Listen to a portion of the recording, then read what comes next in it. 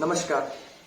कभी कभी मिला हुआ श्राप या फिर मिला हुआ दुख, जो करंट वाला दुख चल रहा है, वो हमारे लिए फ्यूचर में मतलब मिलने वाले सुख के लिए क्या पता आपको तैयार कर रहा हो। नहीं आया ना बात समझ में? हाँ जी, मेरा नाम दीपक है और आज हम बात करते हैं कि क्यों हमें हताश नहीं होना चाहिए, क्यों हमें मतलब डिप्रेशन के अंदर नहीं जाना चाहिए और अपने आप को इस तरीके से प्रिपेयर करना चाहिए, क्योंकि ये बहुत बड़ा रीज़न है किसी भी बात से मोटिवेट होना।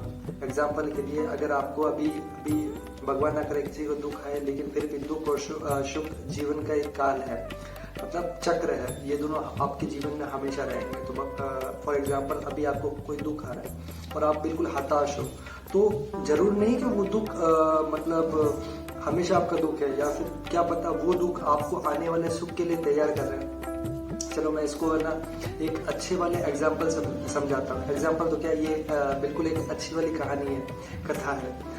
अब राजा दशरथ, उनको जब पुत्र प्राप्ति नहीं हो रही थी तो उनको बहुत बड़ा मतलब अपने ऊपर ऐसा वो दुख था, अपने मतलब चिंतन था कि मुझे पुत्र प्राप्ति नहीं हो रही है। उसके लिए वो इधर उधर मतलब योगियों के पास, ऋषि मुनियों के पास गए थे, लेकिन उन्हें इस बात का मतलब थोड़ा सा आभास था कि उनकी जो मृत्यु होगी, क्योंकि उन्हें श्राप मिला हुआ था कि उनकी जो मृत्यु होगी वो पुत्र के कारण ही होगी, कि पुत्र के मतलब प्रेम भाव से वंचित रह जाने से उनकी मृत्यु होगी। ये जो वरदान था, ये जो अभिशाप था, ये जो श्राप था, वो श्रवण जो अपने माता पिता को अपने कंधों पे लेके चारों धाम की यात्रा करवा रहे थे, उनसे मिला था कि जब उन्होंने मतलब तीर मारते हुए गलती से वो तीर श्रवण को लग गया था, उस श्रवण की मौत हो गई थी, तब उनके माँ बाप ने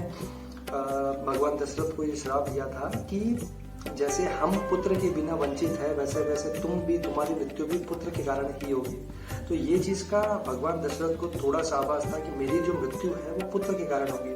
तो इसीलिए जब वो दुखी थे तो उनके पास एक वो मोटिवेशन था कि नहीं, मतलब चाहे अभी नहीं लेकिन आने वाले समय में मेरे को पुत्र प्राप्ति जरूर होगी। और यही कारण है कि उनको पुत्र एक नहीं 4 पुत्र हुए थे अलग अलग रानियों से, जिसमें भगवान राम, दशरथ, लक्ष्मण ये थे।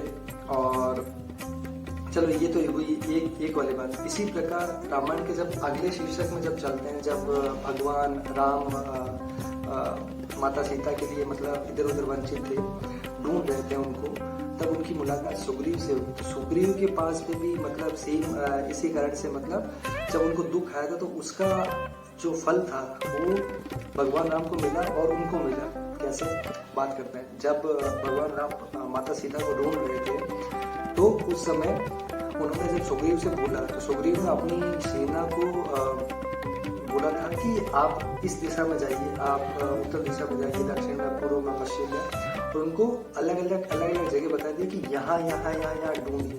तो भगवान राम बड़े आश्चर्यचकित हुए थे कि इनको इतना कैसे पता।